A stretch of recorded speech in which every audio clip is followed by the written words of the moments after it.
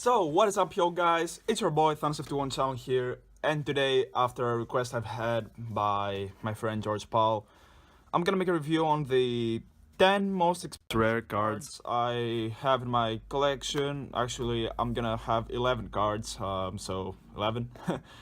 But anyways, I'm not much of a collector, I'm more of a meta player, a competitive player, so my most rare cards are cards that at the moment have value because they're playable in many decks. And that's for the intro. I don't think I need to say anything else. Do not expect any super old cards that will be amazing and stuff. So that's just my sort of, let's call it, competitive most valuable cards I've got. So without further ado, let's start with the cards. So in number 10, number 11 actually, the honorable mention of the top 10, I guess. It's my Archfiend Eccentric. It's a card that has kept its value since the Breakers of Shadow when it first came out. Its value dropped about like $7 during the Link Summoning announcement, but the card is still really valuable at its price. Next up, it's my Blue Eyes Ultimate Dragon. It's one of the cards that keep their price over the years, not because it's playable or something, but because of the set, of the rarity. It's like from the retro pack in 01, it's a secret rare, and that makes the card actually one of the most rare cards I have in my collection, and it goes to number 10. Next up is my Mystical Space Typhoon from the it's Magic Rulers, I think, if I'm not wrong, and it's an ultra rare, not for set sadly, but what makes this card special is that it has the magic card sign over here. I'm zoomed so you can check it out here. As you can see, it's the magic card sign, and the magic card sign is what gives many of the cards from the old sets a huge price, because you know the drill. It was once supposed to be, once upon a time, I guess, the spell cards that we call them now in Yu-Gi-Oh! Were called magic cards, and I think there was some error with the Magic the Gathering card game, and so they had to rename the cards from Magic to spell cards. So this is one of the few cards, along with a Double Dark Hole I have, that have the name Magic card. Dark Holes are from Legend of Blue Eyes, so they're not much of a price, so I won't include them in the list. Anyways, moving on, the Absurd Goblin, the ultra rare Absurd Goblin. It's from the Legendary Collection. I think Joyce. No, it's Yugi's World. It's from the Legendary Collection, Yugi's World. Now then, it's the highest rarity Absurd Goblin of the collection, of the Yu-Gi-Oh! Entire game. So ultra rare, not bad. It certainly has high value, and yeah, there it is, the Absurd Goblin ultra rare. It's always nice to have one. And next up is the Mermail Abyssmegalo. You have seen my Mermail deck profile recently, where I showed you what you need to play to have a decent Mermail deck. Abyssmegalo is one of the cards that really keeps its price, whatever the condition, the situation. Mermail is always a deck that will keep its price high, since they have too many rarity cards, and they're all playable, especially in the Link Summoning era. I feel like that Mermails will be hell of a deck. Moving on, we got one Trishula from the Hidden Arsenal 04. Trishula, a great card, always playable in many decks. Broken card, go your opponent to -2 or -3 from the graveyard, I don't know, whatever. Amazing card, totally amazing. You need to have one of these cards in every single Synchro deck you got that can spam Trishula. Since it got reprinted in Duelist Alliance, you can also use this card from the Duelist Alliance. It's a bit cheaper than the Hidden Arsenal, so in any case, if you can find the Trishula and you have a deck that plays Trishula, go play him. Otherwise, you know, budget options for not having Trishula is Mistworm. So Mistworm is a great card, but I think it's not equal to the Trishula. Anyways, I'm not here for a card review, I'm here for the top 10 most valuable cards I have, so I need to talk about this. And anyways, after a bit of info about Trishula, Moving on, we got double Solemn Strike. Solemn Strike, what can I say about it? Sadly, it's not Breakers of Shadow, if I'm right. Yes, they're both Mega Pack 16, but oh shit, I mean, like, hell, these cards have a ton of, have a huge price, even in the post Mega Pack 16 era.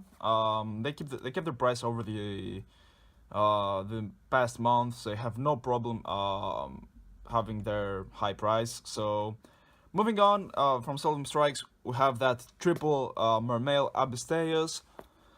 Man, this card is a rare card, Abisteus. He's an ulti-rare that makes him even more rare. A solid card in Mermails, of course. As I said before, Mermail is an expensive deck. Oh man, Mermail is a really rare and expensive deck. So, Abisteus, good job trying having him in ulti. It's really worth it. Look at the rarity, it's really awesome. And it has a price, it has a high price, you know, it's a rare card. Certainly it's one of the rare cards of the collection. Moving on, I have one Raigeki. Raigeki, which has its price for about like $35 in the card market right now. That's not its price, okay? Because the price is lower. It's certainly lower, like $15 lower than $30. I mean, it's about 15 to $20, not 30 for sure, not $20, not $30. But since there are no sellers, it had to go in this high spot. So Abisteus is a little more expensive than Raigeki. So since we have no sellers to declare the price and the only ones are declaring this card at about $30 to $35, I guess this is where it needs to go in spot number 3. Moving on to number 2, we have our Ghost Rare Honest, and oh boy, this card's hard to find. Any Ghost Rare is actually hard to find, especially since Konami actually stopped producing the Ghost Rares. Ghost Rares are hell of cards. Even I didn't have a Ghost Rare until the point before like 2 weeks ago, where I got a small collection of valuable cards and stuff and whatnot. And Honest was inside these cards, and I was like, oh damn, I like got a Ghost Rare right now. I never had a Ghost Rare. So yeah, sure, why not? Having an Honest in a collection, the collection is great. I settled don't use him anywhere, have him in my little trade binder I've got. But whatever the case, it's always nice to have a Ghost Rare. And last but not least, it's my Dark Magician and Blue Eyes White Dragons and my... Oh yeah, I've also have an Infinite cards, which is a magic card, but it has no value. It just have like that because for the memes, because I have like 5 Dark Magicians and 3 Blue Eyes, it's like infinite cards. Whatever though, the only card that's really valuable out of all this is the Dark Magician here. This, and all these guys have no value. They're from the Mega Teens. The respective Dark Magicians here are from the starter deck Yu-Gi Evolution, and this guy is from the Yu-Gi's Legendary decks, if I'm not wrong. I've got them like, so through some trades there was a guy like which had like 4 Dark Magicians, and I was like, hey, give me all these Dark Magicians and I'm gonna give you some other stuff I think I have. And I like got them for like, I don't know, whatever. But the card that's really valuable from this binder here is my Dark Magician from starter deck Yu-Gi. Let me zoom so you can check the card better. Come on, camera. Come on, please. Come on, don't mess with me, please. Alright, you're gonna have to see it. So, okay, there we go. It's a starter deck Yu-Gi, first edition.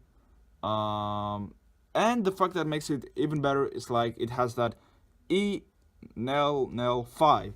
And I think that E stands for Europe. I'm not sure. I may really fuck up right now. I don't really know. But I think E stands for Europe. So, sorry. That's like one of the more special edition Dark Magicians, and that's real dope.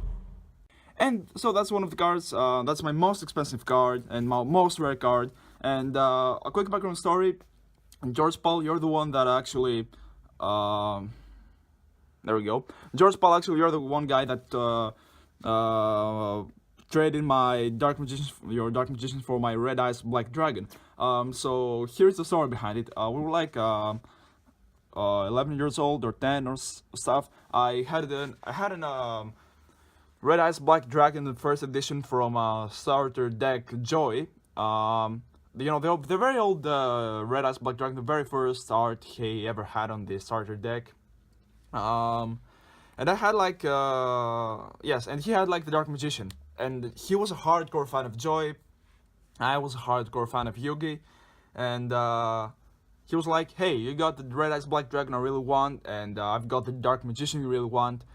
So why don't we trade cards?" And I was like, "Hell yeah, let's trade cards!" And so I got the Dark Magician, which I have until this day. It's certainly the most valuable card I've ever had, and I will ever had.